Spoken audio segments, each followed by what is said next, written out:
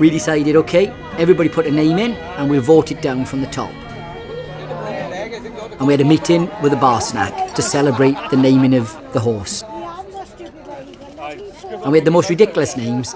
We had Top Hat, Red Robin, Power Gen. I mean, where these names are coming from, I mean, it just wouldn't have happened. It would have been over my dead body anyway, even though it's a democracy. Here we go. It's time to pick.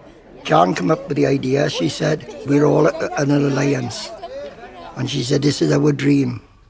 And she said, we'll name it Dream Alliance. So we all had to vote, and that's the name that came up, Dream Alliance.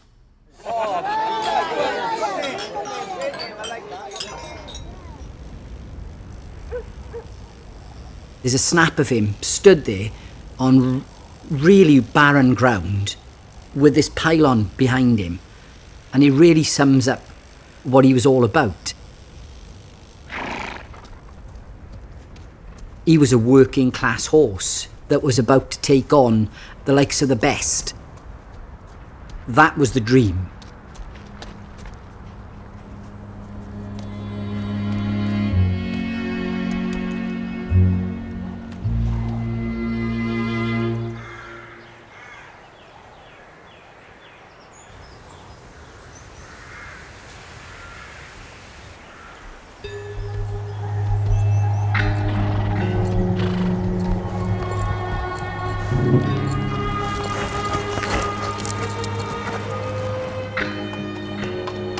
I was working in the yard and saw a car approaching up the drive. This big chap with piercings and jewellery and tattoos everywhere said, "Is this Philip Hobbs's yard?" We wanted to call in and see because we've got a horse to have in training. And I was thinking at the time, these are people that are coming on holiday. They want a cheap tour around a racing yard because they saw it by the side of the road. They thought they'd chance their arm, come in, have a look round, and then go and spend the rest of the week in Butlins. Well, John had done the talking, not me, because he's afraid I was going to say something stupid.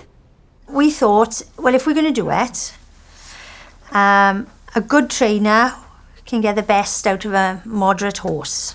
A bad trainer would ruin a good horse, so we thought we'd go to the top.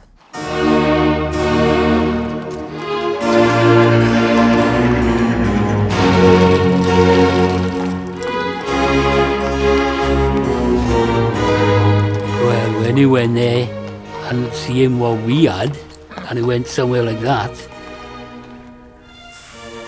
he couldn't believe it.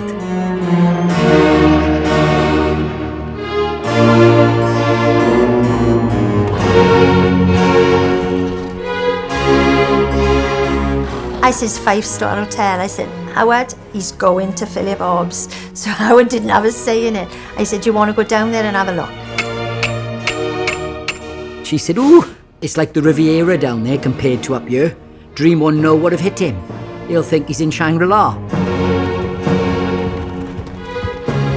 Of course, he then proceeded to tell us what his rates were. I can remember quite clearly because I paid the bills. They were £315 plus VAT per week. Now, that adds up at 18,000 for 12 months, but by then we'd saved enough. So the decision was taken, that's where we go.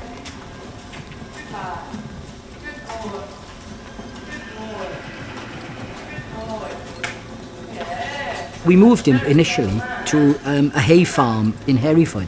They'd agreed to take him on and give him his manners, his racing manners, you know. This is what you're supposed to do. To prepare him, really, for what was coming.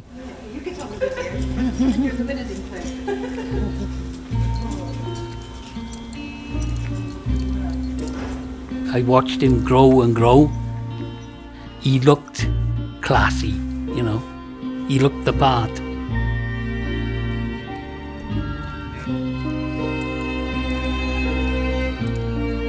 Dream and I had a pact that he would go, he'd give us everything, but once he'd had enough, he would come home.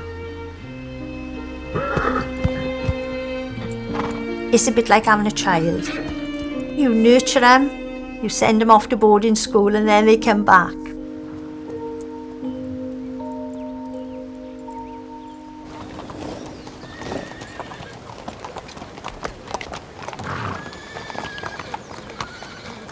The first few weeks are very gentle work, walking, trotting and cantering. I think he was probably as shell-shocked and surprised and confused as we were.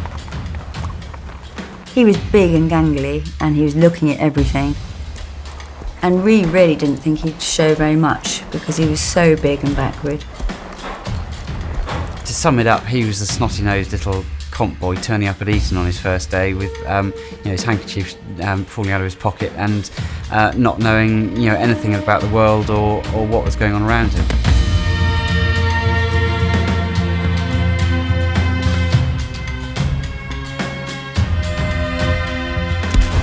We hoped we had a racehorse. He looked like a racehorse, he behaved like a racehorse, but whether he could actually run fast enough was another thing.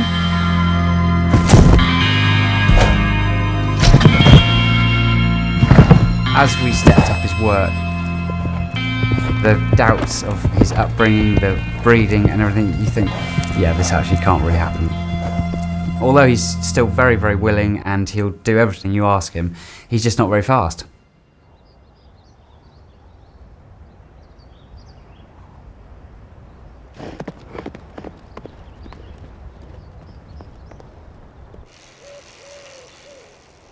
Philip telephoned me in about the August time of 2004 to say that Dream's ready for an experience run. Fine, great. I put the phone down and went, "We want a new breed!"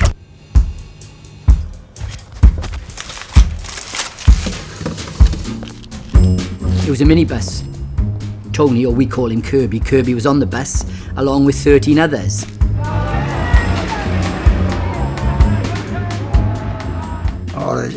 Over the moon, I was just so chuffed.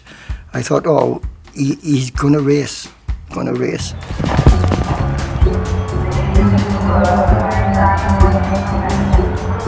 Kirby got on with his proverbial Tesco carrier bag with his sandwiches because he wasn't going to waste his bloody money at Newbury buying those beef burgers for £6. So he brought his own, plus his supply of lager for the day. Of course, as soon as he got to the gate, they stopped him. I can't repeat what he said, but it was somewhere along the lines of, "I'm an owner, and I can do what I want." And they were gobsmacked. That was the realisation that we were owners. They had to let him in.